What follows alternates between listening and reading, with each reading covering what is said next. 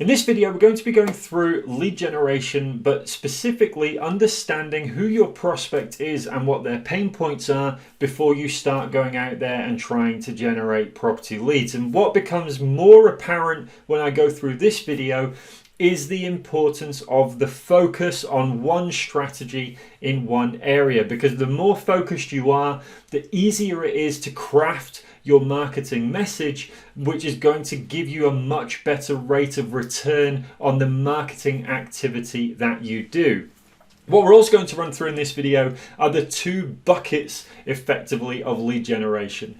We're going to be talking about working with agents, and we're going to be talking about going direct to vendor. Now, one or the other doesn't prioritize over itself, because ultimately, depending on the strategy that you have chosen, and also depending on the confidence that you have when it comes to your marketing, you are either going to go first to agents and then go direct to vendor, or you might just simply bypass agents and go straight direct to vendor. There is no right or wrong, depends on how you feel. Needless to say, if you go to agents, you've just added another party to that negotiation, which comes with its own challenges, but manage that relationship correctly and you'll actually find that it could help you. It could be beneficial rather than a hindrance.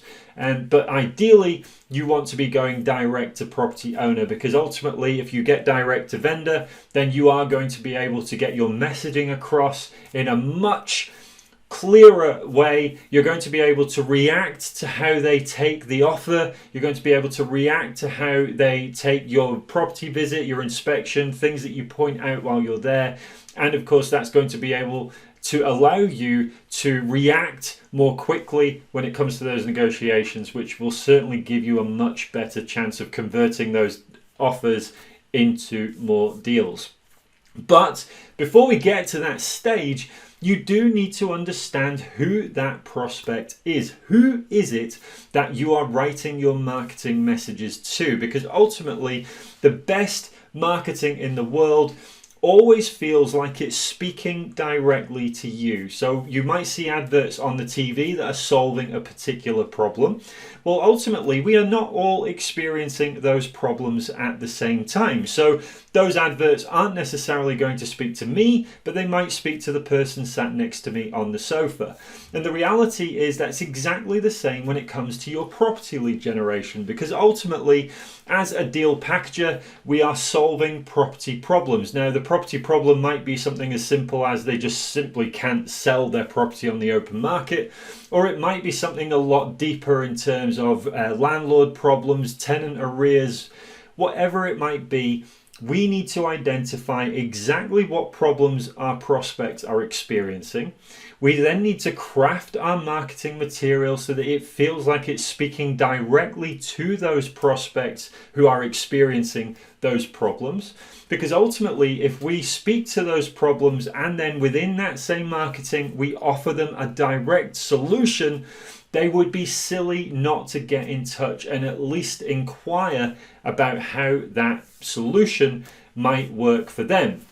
Now, the more targeted you can be with that, the better response you are going to get. So ultimately, leaflet campaigns, for example, where you might get 10,000, 15,000, 20,000 leaflets, is more of a scattergun approach, because ultimately you don't know what the mix of those properties are going to be. They might be homeowners that have no intention of ever selling their house ever in a million years. They're never going to respond to any form of marketing message. But then you've got the alternative, which is someone who is experiencing potentially some relationship difficulties and they are looking to separate and sell the property. Well, your messaging might speak directly to them, but it's like finding a needle in a haystack. Now, if we were to go more focused and go into something, for example, like pay-per-click advertising, well, ultimately with pay-per-click advertising, things like Facebook ads, Google ads, we can be very specific about the targeting of where our message is going to be seen. That specific targeting then allows us to be very specific about the problems that we're going to solve, the solutions that we're going to offer, and then of course the call to action. What action do they need to take now to find out more about that solution? So pay-per-click is more expensive potentially in the long run, but you're going to get a better conversion rate, certainly a better rate of return on that advertising spend versus spending thousands on getting thousands of leaflets delivered at the same sort of area. So that's very important when it comes to your messaging, your targeting, your prospecting, to understand who it is that you're trying to attract, because that is ultimately going to help decide exactly what marketing method that you use. Now, in terms of the two buckets that we talked about before, we have agents and we have direct to vendor. Now, we've just covered some of the direct to vendor tactics, and I'll just elaborate on those a little bit more now. And then we'll talk about agents. Like I say, there's no priority over agents and direct to vendor. There are pros and cons for both. So direct to vendor, what we want to do is use methods such as direct mail on a targeted campaign. Now, a targeted campaign might be to a very specific area where we know landlords live, or where we know the demographic means that the chances of a certain outcome are higher. So we target those with a very specific message. We also would use pay-per-click and Facebook ads, Google ads to get direct to vendor as well, because again, targeted messaging at a targeted audience is going to get you a better result. So those are the methods that I would be using to get direct to vendor. Agents, of course, agents come with that extra party involved in the negotiations, but if you work with agents in the right way, you are going to find they become an incredibly valuable asset, a very valuable extended member of your deal finding team. Because of course, ultimately, property owners still tend to go to property agents first. They try their hand on the open market initially to try and get the best value they can possible. But as we all know from looking at Rightmove over and over again over the past weeks, months, years, whatever it might be, there are lots of properties that just seem to stick. They don't sell for whatever reason. And we want those as a deal packager.